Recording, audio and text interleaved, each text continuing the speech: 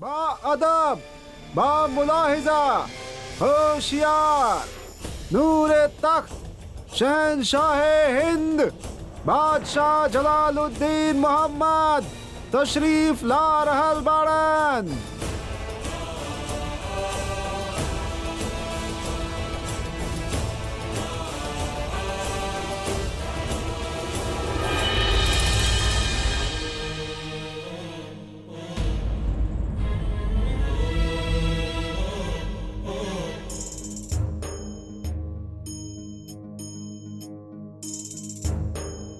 हमसे बेहतर ही केहू न समझ सकेला कि जलाल के जिंदगी में इससे मुश्किल घड़ी कबो न आईल।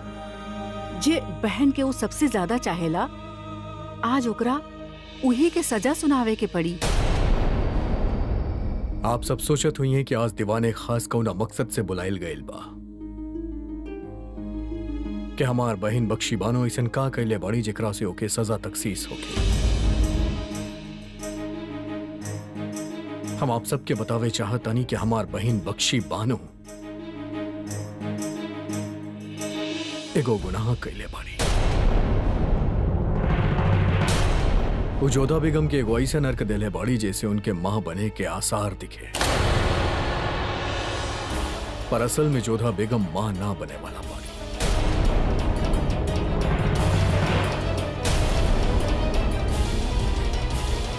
आप सबके तरह हमार भी ख्वाहिश बा कि मुगल सल्तनत के ऊपर बारिश मिले,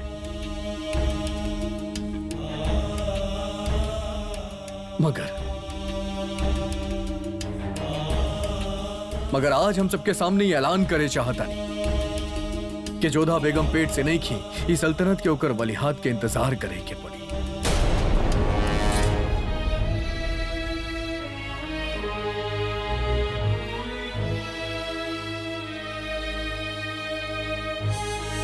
पर जौना दिन हमके ही खुश नसीबी हासिल हो गई, वो दिन हम खुद आवाम के इत्तला कर।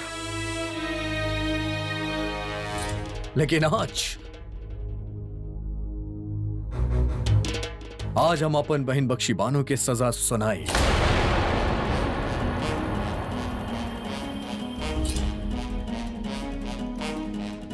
एगो शहिंशाह खातिर इंसाफ सबसे ऊपर होखेला। जब वो अपन तख्त पे बैठेला त दुनिया के सारा रिश्ता नाता तोड़ चुकेला और हमरा सामने जौन गुनाहगार बा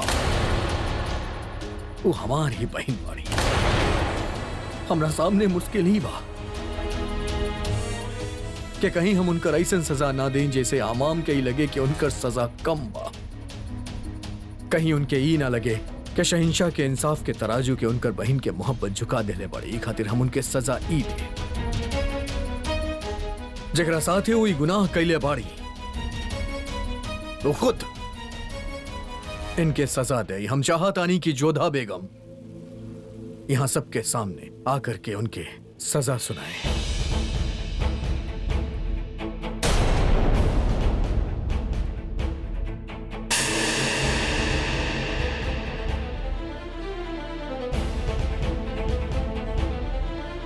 ये खातिर जोधा बेगम इंसाफ खातिर हाजिर हो गए।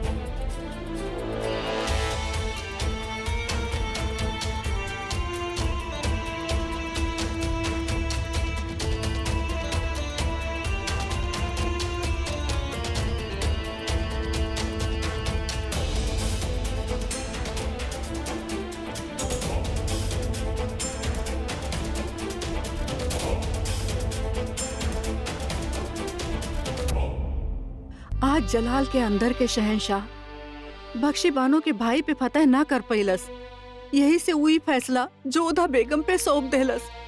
अब बख्शी के नसीब जाने कि जोधा का फैसला ले हैं। हम चाहतानी कि बख्शी बानो हमरा सामने हाजिर हो गए।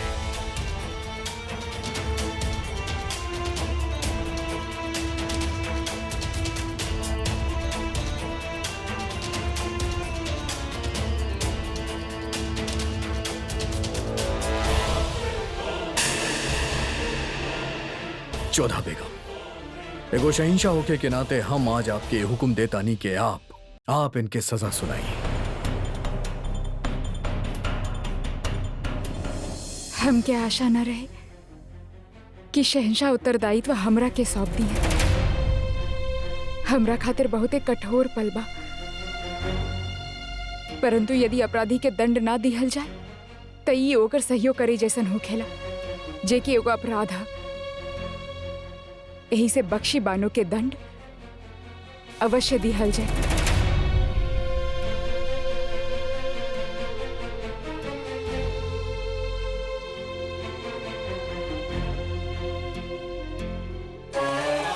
इनके कारण हमके बहुत अपमान और मानसिक पीड़ा सहे के पड़ा। कारण शहंशाह और मलिका आजम के क्रोध के सहे के पड़ा, और ओकरा खातिर बख्शी बानो के दंड मिले के ही चाहिए।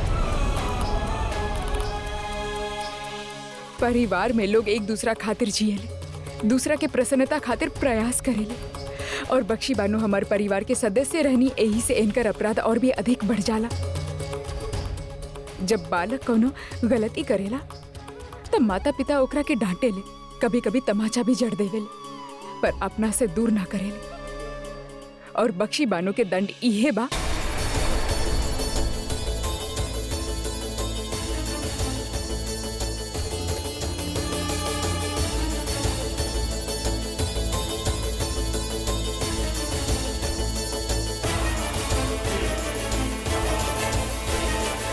कि उनके सदैव हमनी के आपन बन के रहे के होखी।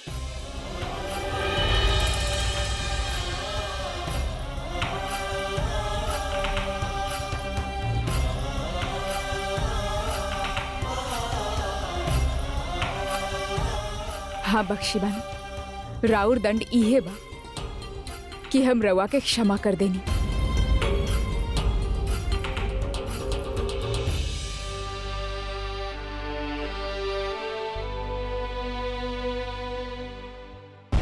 हम जानी ले कि एहिजा उपस्थित लोगन के हमार निर्णय विचित्र लग रहा होगी,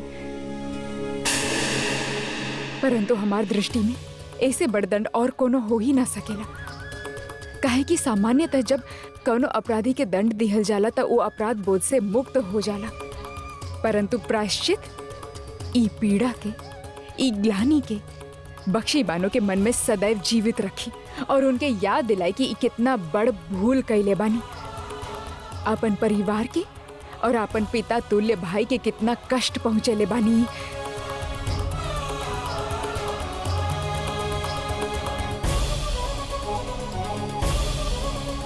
शहंशाह, अपन समझ से हम बख्शी बानो के दंड दे देले बानी, राउर आदेश के पालन होगी।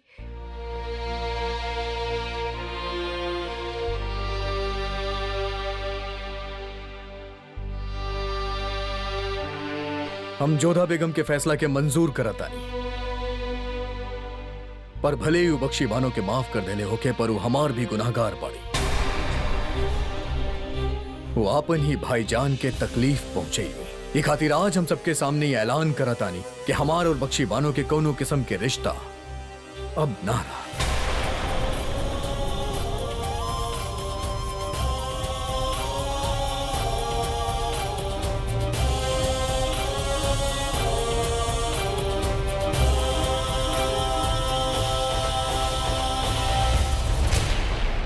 हम आज से ऐलान करतानी कि वो हमार बहिन नहीं की।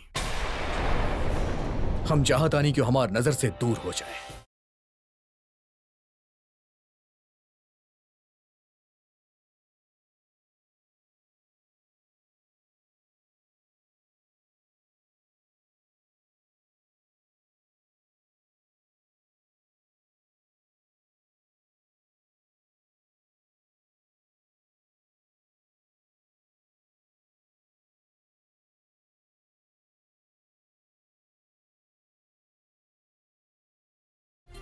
ई रउआ का कइले शहंशाह? हम कबो ना चाहत रहनी कि भाई और बहन के बीच दूरी बढ़े। ई रउआ ठीक ना कइले। रउआ तो मृत्यु दंड से भी बड़ दंड दे देले बख्शी बानो के। जोधा, का भइल मोती, तू इतना मुस्कुरात काहे बाड़ू? मुस्कुराए के बाद तबाही।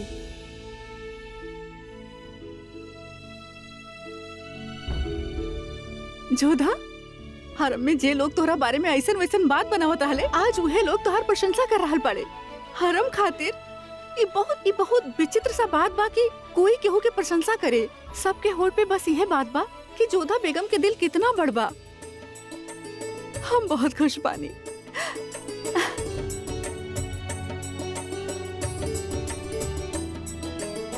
हम जे भी निर्णय ले पाइल बानी केवल इनके कारण। ये हमके सद्बुद्धि देले। होशियार, शहंशाहे हिंद बादशाह जलालुद्दीन मोहम्मद तशरीफ ला रहल बाड़न। प्रणाम शहंशाह।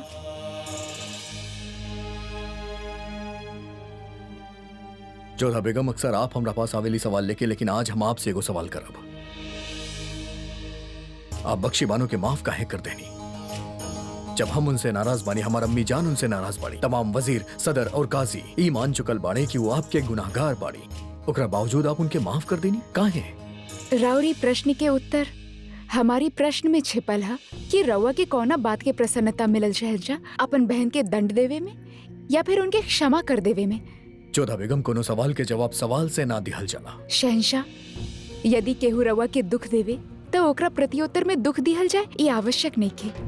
पता ना रउआ ई बात के समझ पाई कि ना, परंतु सच इहे बा कि बख्शी बानो अपन पति से बहुत प्यार करेनी। प्रेम तो होखेला ही ऐसन जौना में इंसान अपन नियंत्रण खो देवेला। वो उहे करेला जे ओकर प्रेमी ओकरा के करे कहेला, फिर चाहे वो सही होखे, गलत होखे, उचित होखे या अनुचित, ओकरा कुछ भी भान न रहेला। और इहे बख्शी बानो के साथ भइल। जब हम उनसे मिले गए नी तो हमें उनसे सहानुभूति भी भइल और ईर्ष्या भी। जे ऊ कर पाइल बानी शायद हम ना कर सकेनी, और शायद कबो कर भी ना पाई। केहू के प्रेम में इतना डूब जाए कि आपन ही अस्तित्व के भूल जाए, कठिन बा। यही खातिर जब बख्शी बानो दोषी बानी ही ना, तो फिर दंड कैसन? हाँ, यदि दोष बा तो राउर बहनोई शरीफुद्दीन जे प्यार के गलत फायदा उठाइले, उहो रउआ के विरुद्ध बख्शी बानो के वो कठपुतली बनीले। और यही से जब रउआ हमके ये निर्णय लेवे के अधिकार दे रहे, तो हम बख्शी बानो के क्षमा कर देनी। और वैसे भी दंड तो वो भोगी रहल बनी, दोहरा दंड। पहला, जे पति खातिर वो इतना कुछ कहनी, आज वो पति ही उनके साथ नहीं खे। और दूसरा, जे भाई उनसे इतना प्रेम करेला, आज उहे उनसे मुंह फेर ले लेबा। जोधा बेगम, इंसाफ में रिश्ता ना देखल जाला। मन्नी क्यों हमार बहन बाड़ी, इंसाफ में रिश्ता के मिलावट ना होके ही खातिर इंसाफ करे के हक आपके दिले रही। शहंशाह संबंधी वो हमार भी बिया, ननद बनी वो हमार, और हमके भी उतने ठेस पहुंचल बा जितना रउआ के। पर जब हम उनके क्षमा कर देनी, तब फिर रउआ काहे ना करल बानी? रउआ भी उनके क्षमा कर दी। हरगिज़ ना करब। आपके पास दिल बा, हमरा पास दिल नहीं खे जोधा बेगम। एगो शहंशाह के फर्ज बा उनके सजा दिहल, और हम उनके सजा दे देले बाड़ी उनसे रिश्ता तोड़ के। यदि कहला से संबंध टूट जाते शहंशाह, तो रउआ और हमार संबंध कब से टूट जात। परंतु जब हमार घृणा और प्रतिशोध के संबंध आज तक ना टूटल बा, तो राउर और बख्शी बानो के रक्त के संबंध बा कैसे टूटी?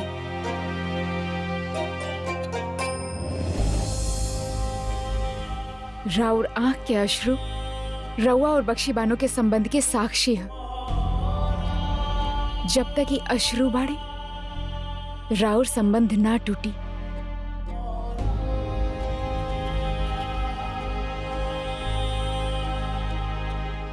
झूठ बोल ले रउआ शहंशाह, सबसे झूठ बोले ले कि रउआ के पास हृदय ना। यदि हृदय ना होखत तो आंख में अश्रु भी ना होखत। आज दीवाने खास में जलाल जोधा बेगम के तरफ से सफाई पेश कैलस। अब हम ई चाहब ई मुआमला में हरम में कोनो बात ना होखे। महामंगा, ई जिम्मेदारी हम रउआ के सौंप रहल बानी। राउर हुकुम सर आखन पे मल्लिका आजम। आज के बाद हरम में ई बात के जिक्र भी ना होखी। जिम्मेदारी हम ले रहल बानी। बाकी अवाम में केकर केकर मुंह बंद करब। अवाम उम्मीद लगा के बैठल बा कि मुगल सल्तनत के वली हाद आवे वाला बा, और जब उनके पता चली कि बेगम जोधा मुगल सल्तनत के वली हाद ना देवे जा रहल, तब अवाम के इहे लगी कि हमने उनके जज्बात के साथ खिलवाड़ कर रहल बानी। हो सकेला कि शहंशाह और बेगम जोधा के बारे में और अफवाह फैल जावे। बात त रउआ ठीके कह रहल बानी वजीर आलिया। अवाम में हम केकर केकर मुंह बंद करब। सबके।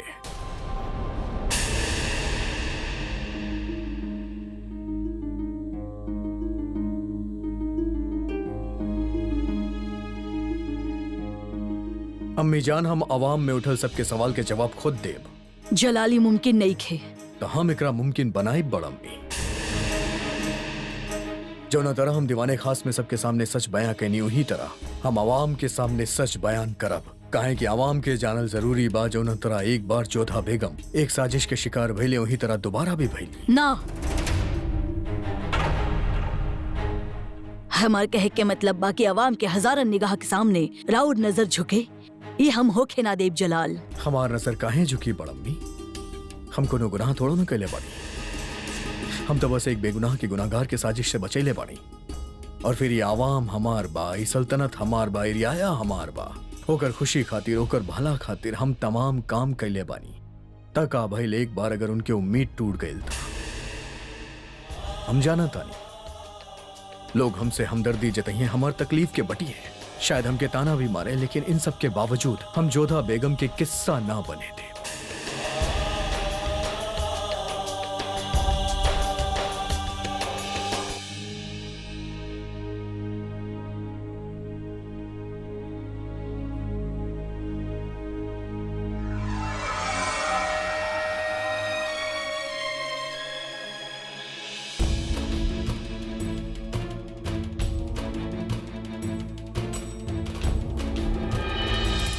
शहंशाह जलालुद्दीन मोहम्मद जिंदाबाद। सल्तनत मुगलिया जिंदाबाद जिंदाबाद। बादशाह सलामत जिंदाबाद जिंदाबाद। शहंशाह जलालुद्दीन मोहम्मद जिंदाबाद।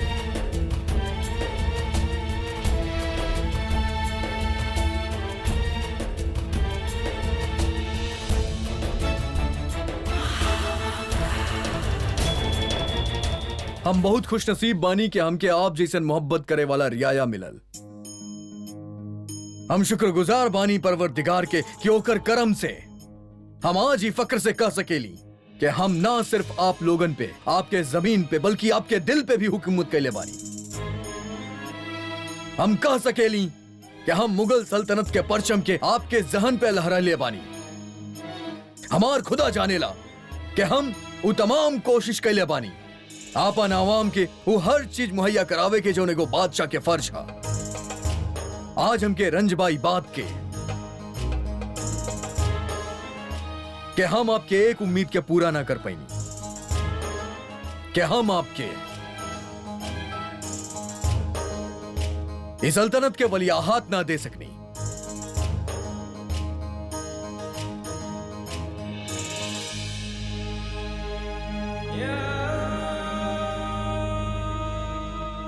जलाल के इतना शर्मिंदा होखत हम कब्बो ना देखनी।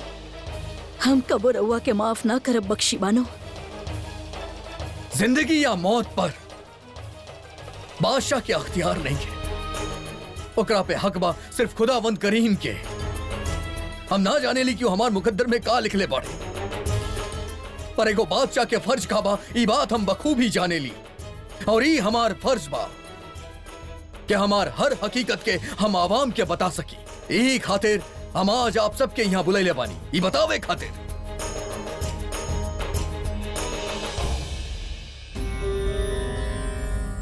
कि राउर शहिंशाह अभी वालिद बने ना चाहता, कि हमार कौनो भी बेगम मां ना बने वाला बाड़ी।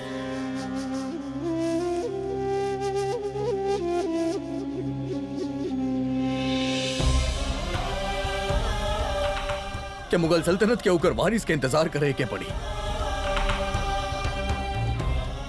हम ये बात बखूबी जाने ली कि खबर मिले के बाद शायद ज्यादातर लोग मायूस हो गए। हम ये बात भी अच्छा तरह से जाने ली कि खबर के सुन के हमार कुछ दुश्मन जश्न मनाई है, लेकिन हम मायूस नहीं की। तका भाई अगर जलालुद्दीन के औलाद ना होके, लेकिन हम इतना जरूर बतावे चाहब कि एगो बादशाह कबो भी बे औलाद ना होखेला। काहे कि एगो बादशाह खातिर ओकर रियाया, ओकर आवाम, ओकर सल्तनत, ओकर दिलनशी होखेली, ओकर औलाद होखेली। और आप सब हमारा औलाद बानी।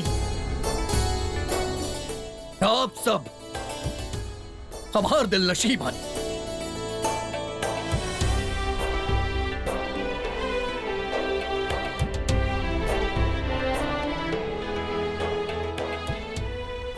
जो ना बादशाह खातिर अनगिनत मोहब्बत करे वाला होके और होकर एक आवाज पे ओकरा सामने आ जाए।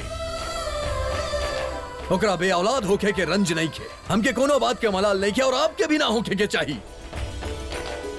शहंशाह जलालुद्दीन मोहम्मद जिंदाबाद सल्तनत मुगलिया जिंदाबाद। जिंदाबाद बादशाह सलामत जिंदाबाद।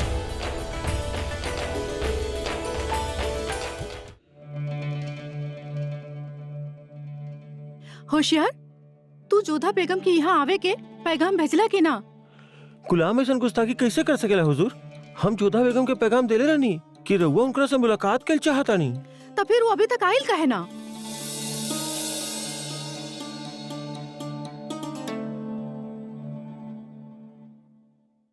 प्रणाम रुकैया बेगम, रवा हमके याद कईनी? हाँ बेगम जोधा, आई तशरीफ रखी। हम रउआ से कोनो जरूरी गुफ्तगू करे चाहतानी। आई।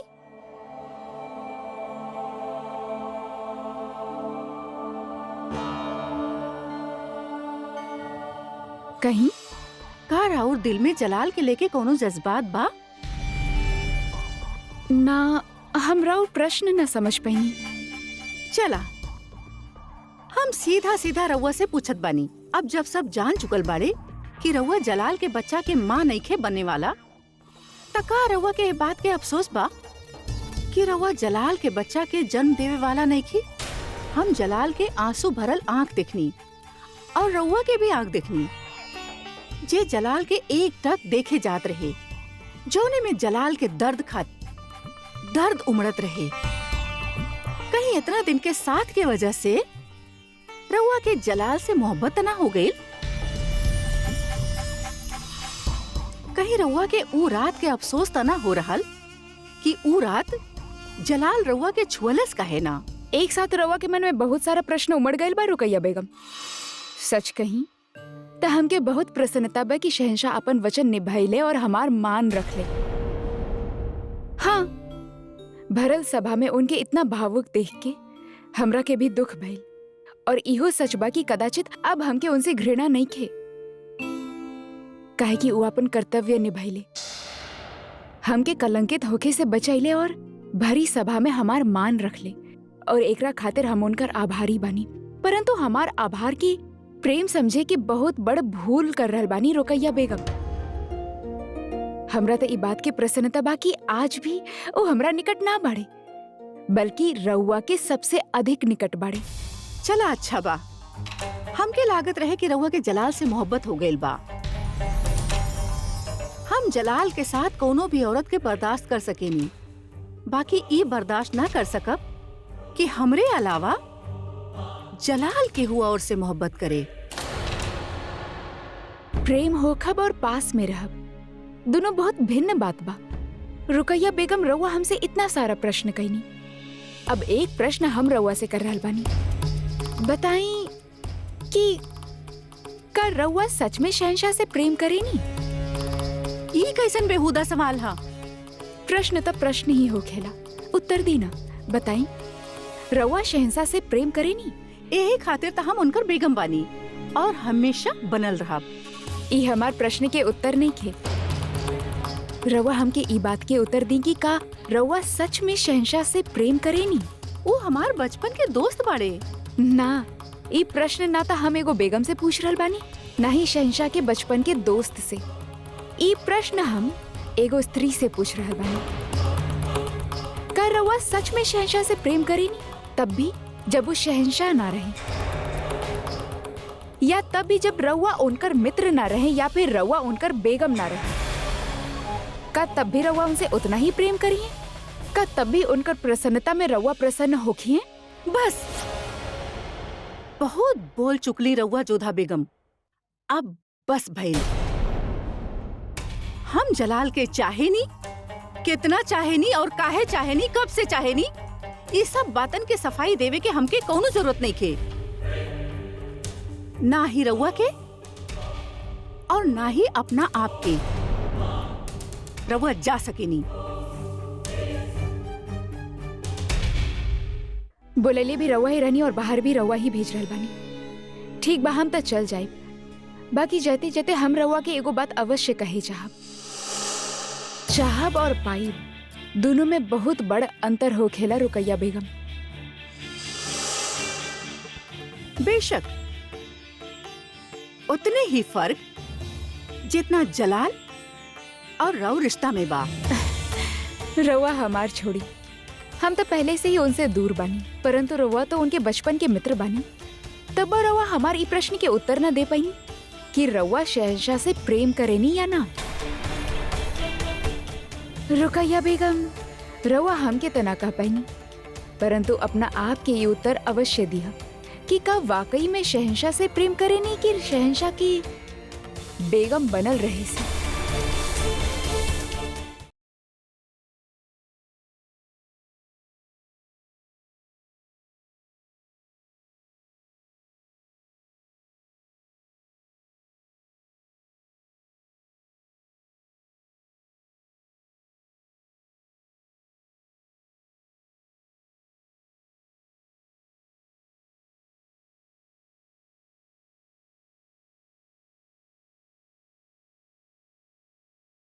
अरे इका सुबह सुबह यही जा खेल रहा बाड़ू। वैसे रियालिया महामंगा तहरा के काम करे खातिर बोलेले बानी, खेले खातिर ना। चला। पर अम्मी, यहाँ सब लोग बहुत अच्छा बाड़े, केहू ना डांटेला यहाँ। तो उ वक्त के इंतजार करल जाए जब केहू तो हमके डांटे या सजा सुनावे। चला, चल के काम करा। रह दे एकरा के। ई कोनो उम्र बा काम करे के? ई एकर खेले की उम्र है, खेले दी एकरा के। जय हुकुम हुजूर। थोड़ा देर में बावर्ची खाना में आ जाइए। रवा लोग भी जाएं और कुछ काम करें।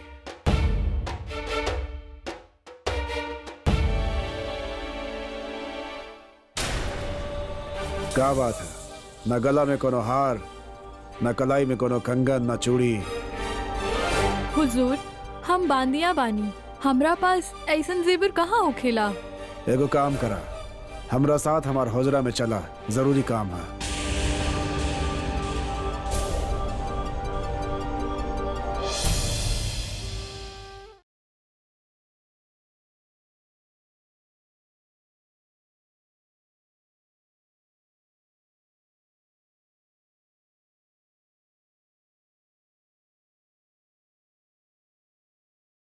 का देख रहल बाड़ू मोती?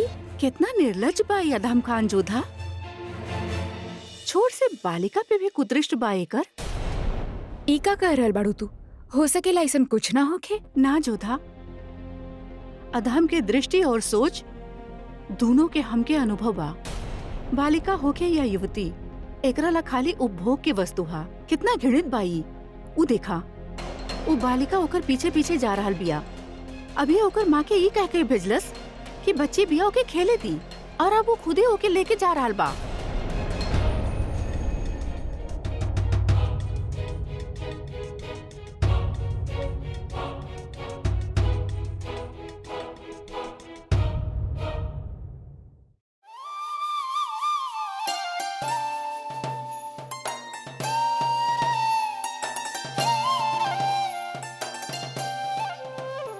का बात बा खाने खाना? आप अभी तक अपन पतंग के ना उड़ैनी? लागत बा शहंशाह, आज हमसे ना उड़ पाई, हवा साथ ना दे रहल बा। पतंग उड़ावे के मजा तबे बा खाने खाना, जब हवा साथ ना दे।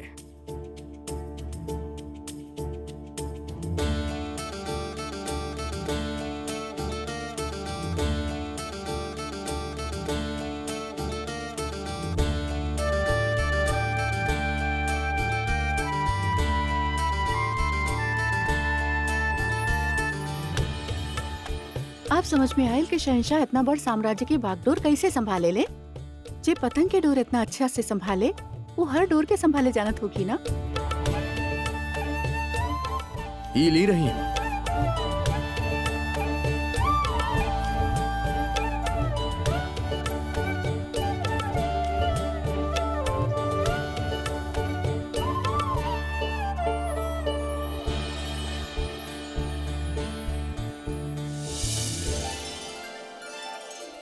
रहीम संभाल के पतंग नीचे गिर जाई।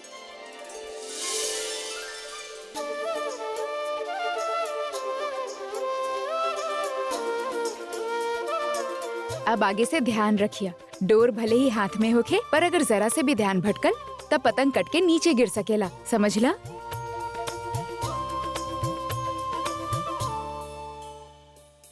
बहुत खूब जोधा बेगम, हवा के मिजाज अच्छी तरह से समझे ली आप। हम सुन ले बानी कि आप परिंदा के उतना ही चाहेली। पर रवा काहे पूछ रहल बाड़े हमसे? बस ऐसे ही सोचने की परिंदा के छोड़ के हमरा पास आवे के सबब का हुई, या फिर आप हमरा के उनसे ज्यादा चाहे लागल बनी, या आपके हमसे कोनो बात करे के बाद जौन आपके हमरा पास आवे के बहाना ढूंढे के पड़ल। राउर दोनों ही अनुमान ठीक नहीं थे। और वैसे भी बेगम बानी हम रवा के, रवा से बात करे खातिर हमके बहाना ढूंढने की क्या आवश्यकता? कहीं का कहे चाहता नहीं आप? हम रवा से कहे चाहता नहीं कि बख्शी बानो। बस जोधा बेगम, बख्शी बानो आपके साथ साथ हमार भी गुनाहगार बाड़ी। बतौर शहंशाह हम आपकी उनकी सजा देवे के हुक्म देनी, और बतौर भाईजान हम खुद भी उनकी सजा दे ली। इंसाफ के साथ साथ ही मामला भी खत्म हो गई। अब खुदा के खातिर आप हमारे जख्म पे नमक छिड़कल बंद कर दी। शहंशाह हम तो बस इतने कहे चाहता नहीं कि जोधा बेगम, हम कहनी ना कि हम ही मामला पे कोनो बात ना करब, और आप भी बख्शी बानो के बारे में सोचल बंद कर दी।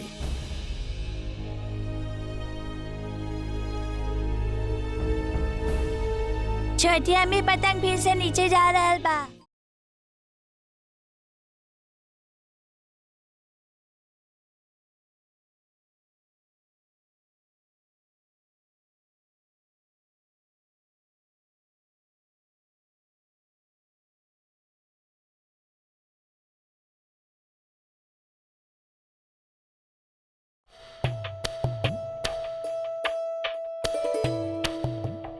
हाय अल्लाह, का हुस्न देले बाड़ा हमके। कोनो भी जेवर डाली जज के बाहर आवेला। जाविदा बस करा, इतना भी मत निहारा खुद के। नजर लगाइब का? हाय अल्लाह। आदाब। आदाब। हाँ बोली, का काम रहे? सूबेदार हुजूर हमके हिया बुलेले बाड़े। अच्छा अच्छा, सुना एगो बात बताई कि हम कैसन लाग रहल बानी? जी बेहद खूबसूरत। ओ तो हम जानी ले, अगर हमार शौहर के भी रंग हमरा जैसन साफ होकत ना तो का बात रहे। आपन अम्मी जान पे गइल बाड़े ना ऊ, तो उनको रंग भी थोड़ा सांवला बा। पर अब का करी, मोहब्बत में तो ऐसा नहीं होकेला। कर बैठनी उनसे। इला आ गए हमार सूबेदार साहब। एला तोहरा खातिर।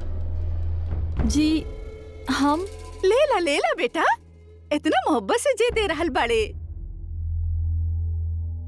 शुक्रिया, रउआ दोनों बहुत नेक बाड़े। जब जी चाहे चली आई है, और तकलीफ होके तो बोल दिया। हाँ आदाब।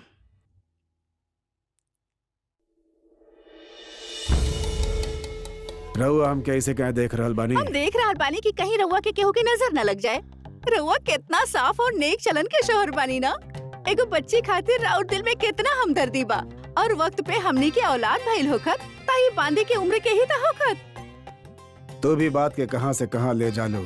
हमार इतना उम्र ना भइल बा, कितना बड़ा औलाद होखे, और वैसे भी ई बांदी कुछ अच्छा खासा उम्र के बिया ना बिया। गौर से देखी जरा, कम सिन भी ता बिया। अभी बात के छोड़बू? ठीक बा, छोड़ देता नहीं। राउर बारे में बात कर सके नी का कि रउआ कितना अच्छा बानी।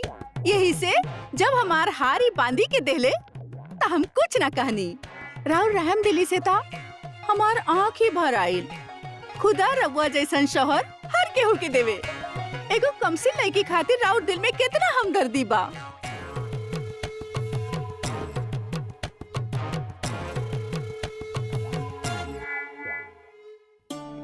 हम सबके याद दिला दी कि कुछ ही दिन में जलाल के सालगिरह बा।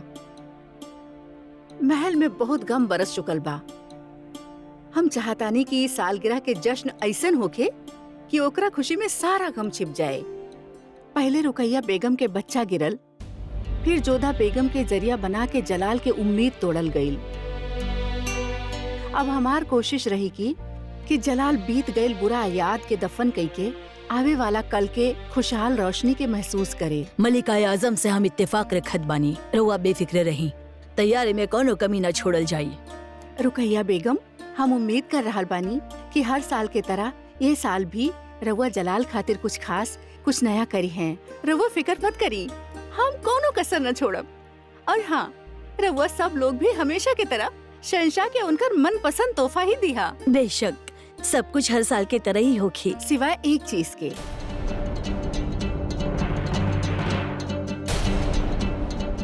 इस साल बख्शी बानो इस जश्न में शामिल न होगी।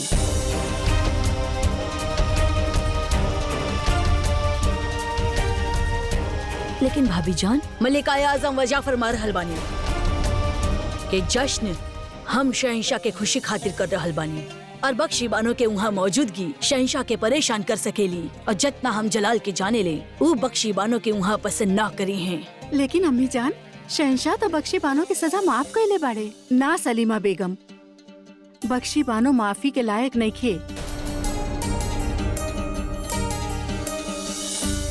हम जैसे कहली वैसे ही होकी, हमार हुक्म के तामील होके।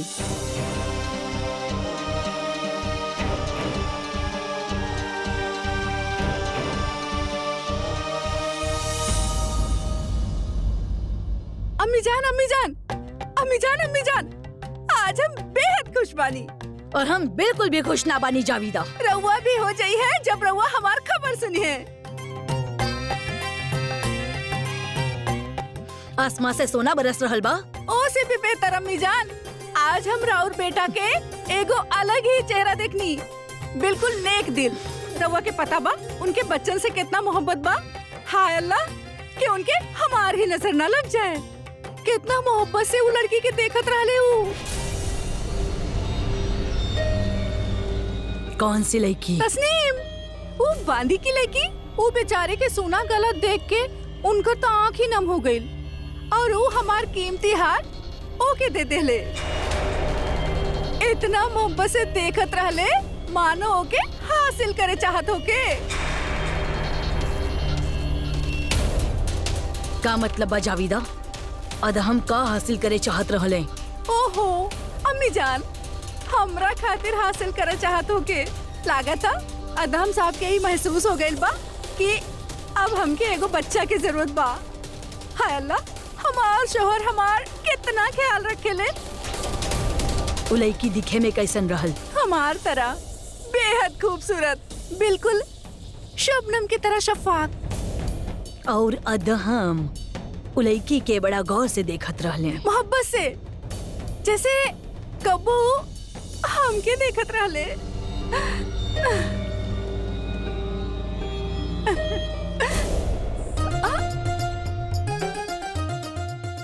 अब जरा हमके गौर से देखी हो जावीदा और बतावा कि हम रउआ के कौन निगाह से देख रहल बानी? हमके लागत है कि रउआ के हमार बात बिल्कुल पसंद ना आइल। शाबाश, जिंदगी में पहला बार रउआ समझदारी के बात कहिले बाड़ू। सच्ची? अब जाई अपन दिमाग सेवैया में लगाई। जी हाँ, आज हम बेहद प्यार से सेवैया बनाई। आज तो इतना खुशी के मौका बा, या अल्लाह आज के सेवैया देखिए जरा। आखिर एक बांदी के इतना छोट उम्र के लड़की के हर तोहफा में देने के पीछे अदम के का मकसद हो सकेला? एगो बात पूछी रहुआ से। पूछा। राउर दुश्मनी केकरा से बा? शहंशाह जलाल से या बेगम जोधा से? शहंशाह और बेगम के अलग कई के रहुआ के गद्दी ते मिले वाला ना रहे, ना ही कोनो सियासी फायदा दिखाई देत रहे। फिर रहुआ ऐसा काहे कही? ये तोहार जाने के बात नहीं है, कहे कि सिर्फ हम जानत नहीं कि हमरा से का वायदा कल गई रहे। आमेर और ओकर राजकुमारी जोधा। चुगताई खान के सही कहत सुनले रहनी है। आमेर के राजकुमारी बेहद खूबसूरत बड़ी। आमेर राउर भैल हो सकेला, राजकुमारी जोधा भी राउर मिल्कियत हो जाए। सुनले बानी खूबसूरत होकला के साथ साथ बहुत तेज दिमाग के भी बिया।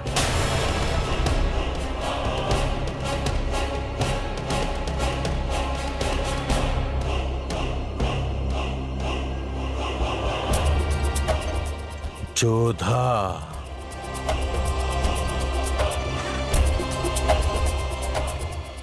नाम में ही कुछ बात बा।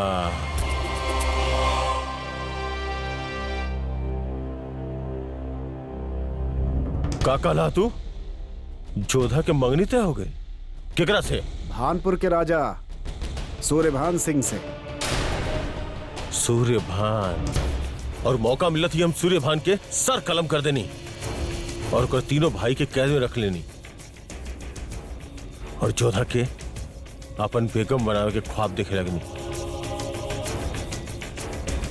जोधा सिर्फ हमार ही बेगम बन सकत रहली। खबर पक्का बा, शहंशाह जोधा से निकाह करे वाला बाड़न। ना! जलाल ऐसा कैसे कर सकेले? मगर जलाल खुद जोधा से शादी कर ले और हमरा उनकर बेवा बहन बख्शी बानो से निकाह करे के पड़ल। ये बात हमार सीना में हमेशा चुभत रहे और आमेर जैला के बाद हमके मौका मिलल। एगो हकीम से पता चलल कि ये दवा इंसान के ठीक भी कर सकेले और ओकरा बीमार और हम अपन दांव खेल देनी। हम कामयाब होके ही वाला रहनी। जलाल और जोधा के बीच के दरार दीवार बने वाला रहे मगर हमार पूरा तरकीब उल्टा पड़ गई। हमरा वहां से भागे पड़ल और अब हमरा पास ना तो जोधा बिया और ना ही मुगल सूबेदारी। तका आप रहुआ आगरा वापस ना लौटब? ये तो वक्त ही बताइए।